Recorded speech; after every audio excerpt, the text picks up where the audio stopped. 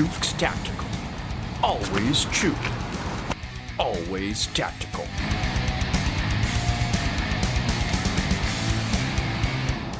Hey guys, I've always been a Glock guy. I'll admit it, I'm a Glock fanboy, so it's been very difficult for me to come out of my comfort zone and try a new style of gun.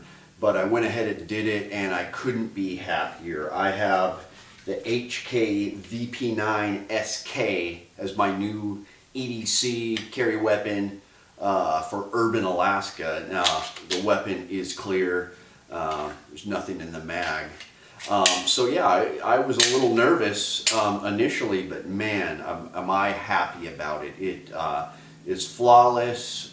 It just feels solid. The German engineering, it's not rattly at all. Everything fits nice and tight. You know, it's got that polished feed ramp. It's just an incredible gun. It's blown me away.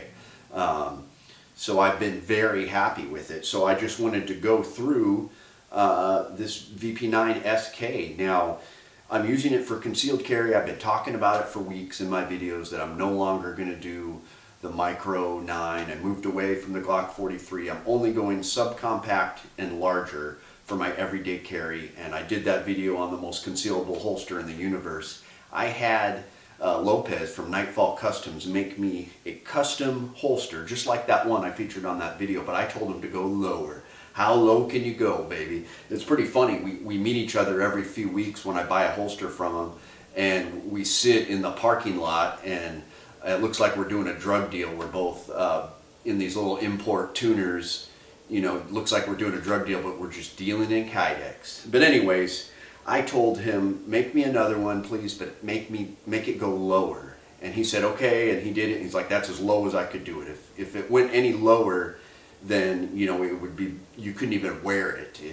It would be below the belt line. So he made me this holster, and it is incredible. It's super concealable. In fact, it's lower than the last one. So low that it pushes on the belt and it makes it cant forward a little bit. That's how low it is.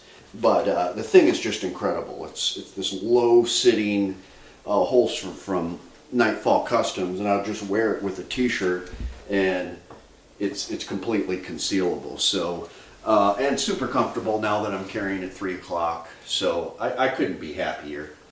Now, I keep seeing all these reviews where they say it's in between the size of a Glock 26 and a Glock 19, and I'm just not buying that. To me, it is the size of a Glock 26. There's a couple differences. The barrel might be a little bit longer, but it's the size of a Glock 26. It's got this real fat lower end that I've had to get used to, but it's a subcompact. It's got a 10-round mag, and I think it's the HP 30 or whatever. I did order a 17-round mag that fits in it, and I've got the X grip in it, and that was pretty cool because I carry that as my backup.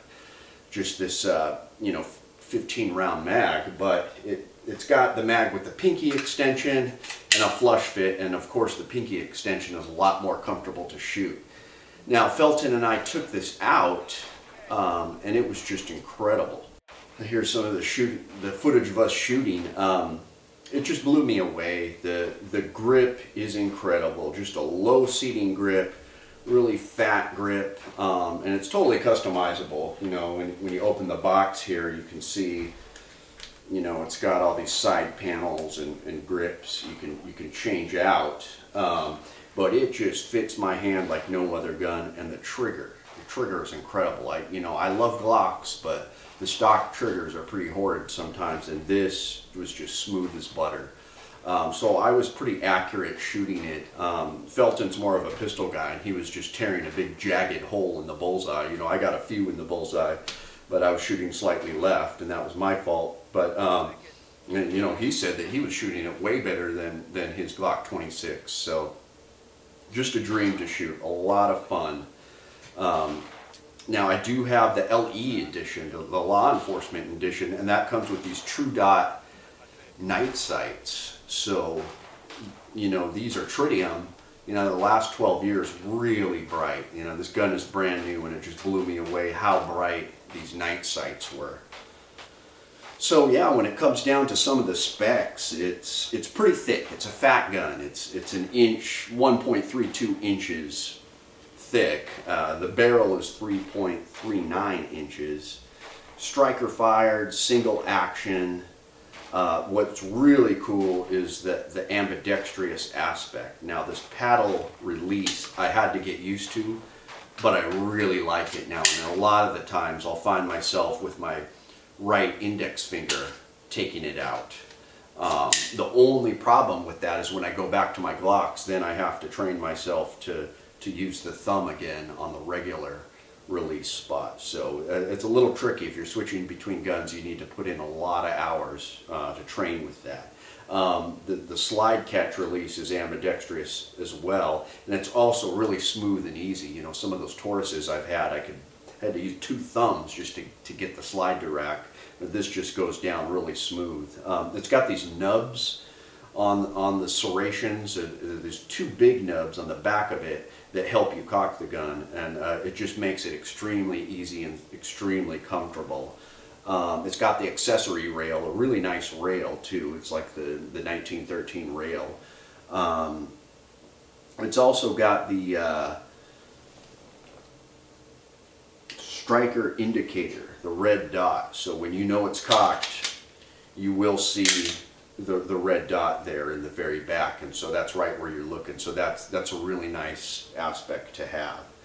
And the shooting, it's very low recoil, low muzzle rise with the awesome trigger. It's just a dream to shoot. So the only thing that I don't like about this gun, and it's not even that big of a deal, is this I guess it's the takedown lever, just because I like the simpleness of a Glock where everything, you don't need an extra thing. You just work the slide without any extra levers coming out. So I wish they didn't have this extra lever coming out, takedown paddle or whatever that is. So that's the only thing. I have just been nothing but impressed with this. I shot several hundred rounds of aluminum cased Federal ammo through it without a single malfunction. It just felt really nice to shoot. It's very light. If you're looking for something in the $500 to $600 price range, I would seriously consider this as a carry gun.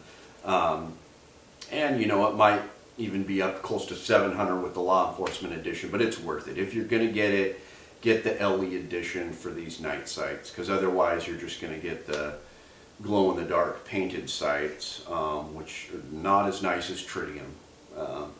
And these sights, you can tell they're steel. They're just very nice. So let me know what you guys think. I'm a new HK fan. I don't think you can go wrong with it. So thanks guys. Please like and subscribe.